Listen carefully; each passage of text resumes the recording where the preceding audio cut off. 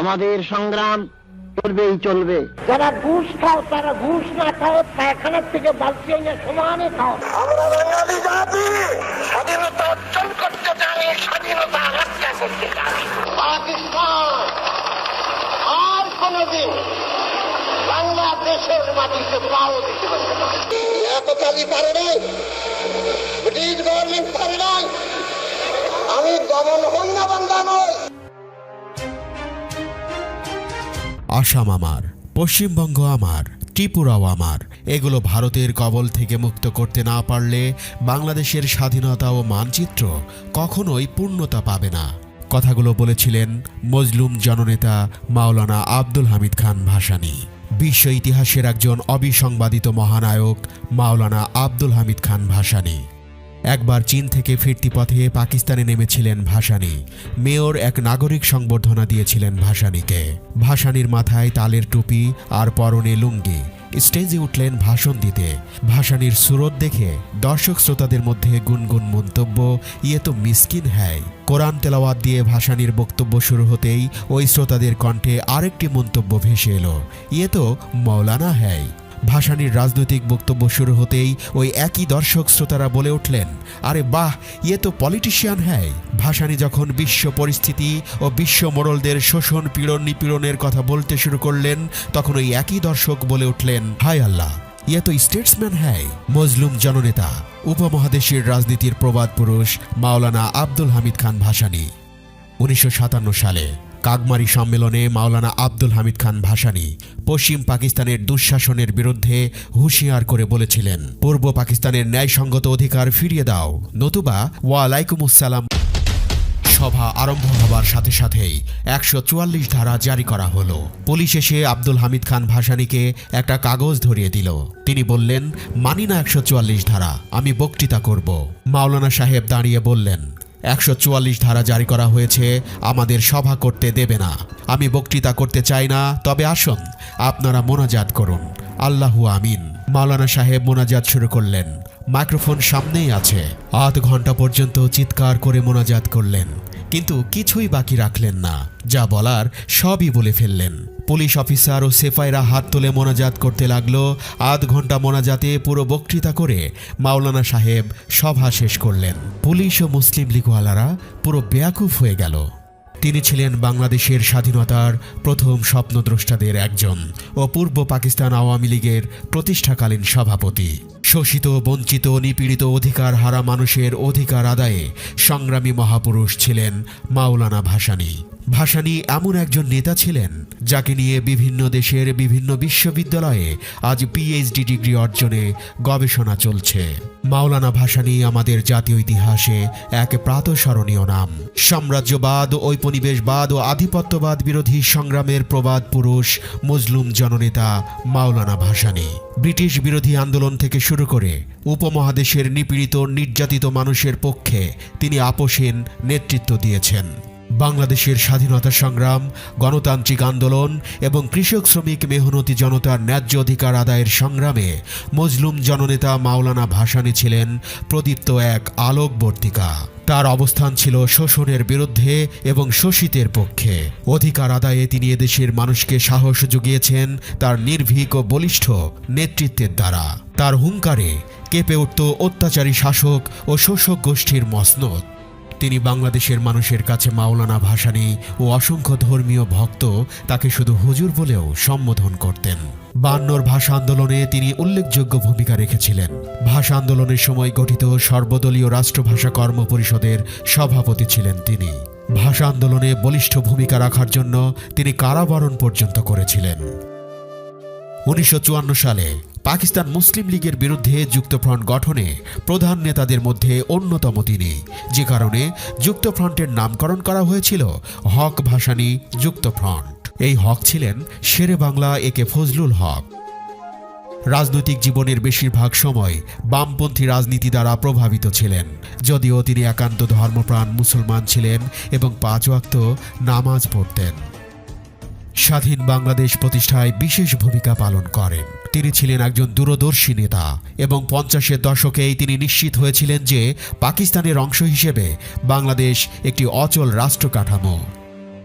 1957 সালের কাগমারি সম্মেলনে তিনি পাকিস্তানের পশ্চিমা শাসকদের ওয়ালাইকুমুসসালাম বলে সর্বপ্রথম পূর্ব পাকিস্তানের বিচ্ছিন্নতার ঐতিহাসিক ঘণ্টা বাজিয়েছিলেন। কাগমারি সম্মেলনে প্রদত্ত বক্তব্যে মাওলানা ভাসানী শেষ পর্যায়ে রেগে উঠে শহীদ সোহরাওয়ার্দীকে লক্ষ্য করে বলেছিলেন, শহীদ, তুমি আজ আমাকে পাক মার্কিন সামরিক চুক্তি সমর্থন করতে বলছো। তুমি যদি আমাকে বন্দুকের নলের সামনে দাঁড় করিয়ে জিজ্ঞাসা করো, আমি বলবো না। তুমি যদি আমাকে কামানের সামনে দাঁড় করিয়ে জিজ্ঞাসা করো, আমি বলবো না না।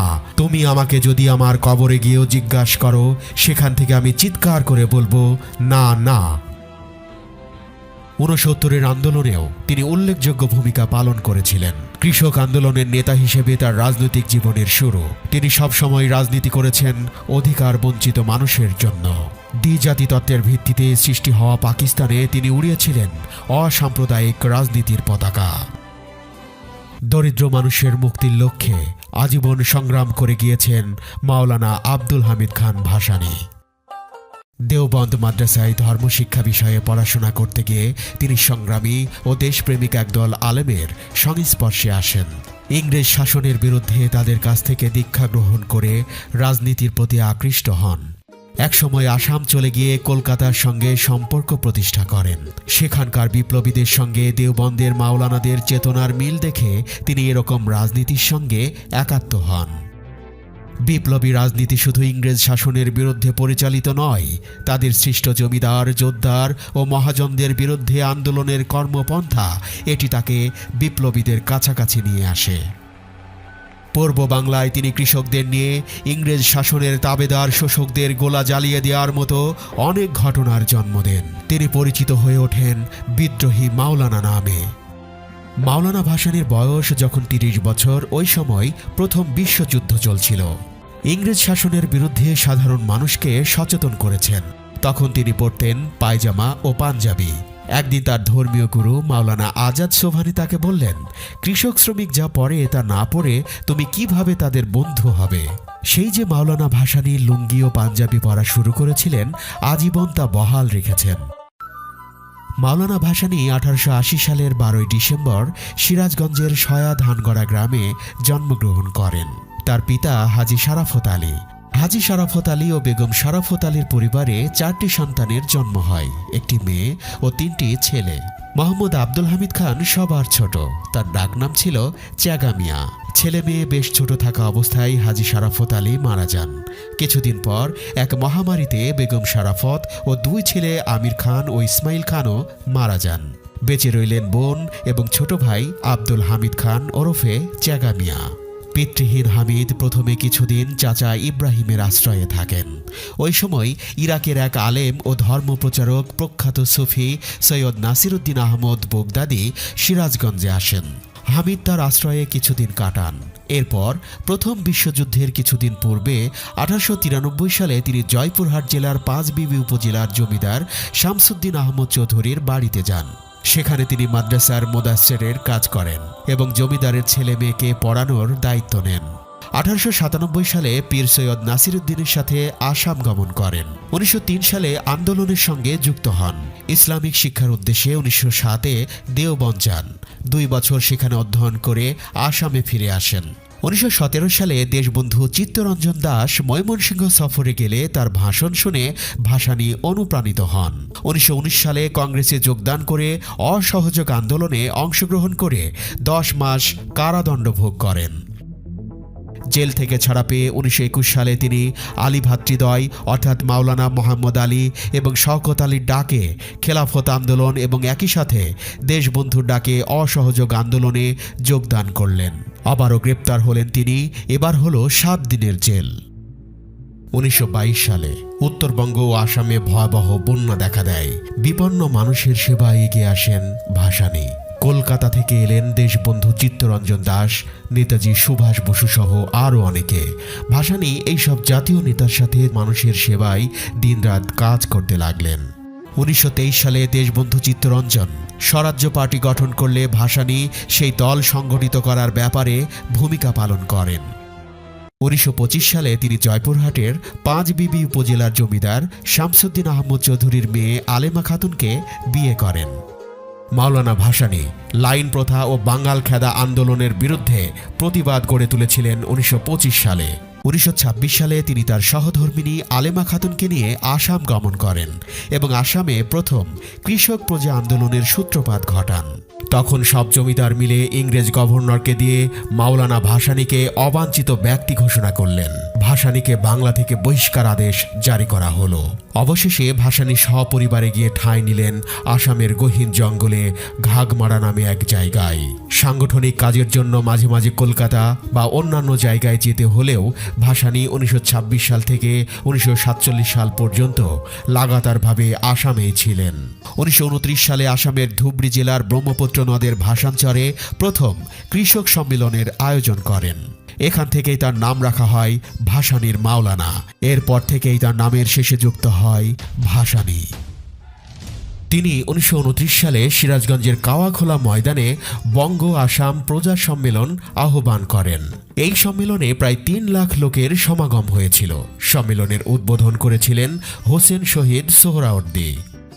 1937 সালে ভাসানী আসামের প্রাদেশিক মুসলিম লীগের সভাপতি নির্বাচিত হন। তার নেতৃত্বে আসামের 12টি জেলায় মুসলিম লীগের সংগঠন আরও জোরদার হয়।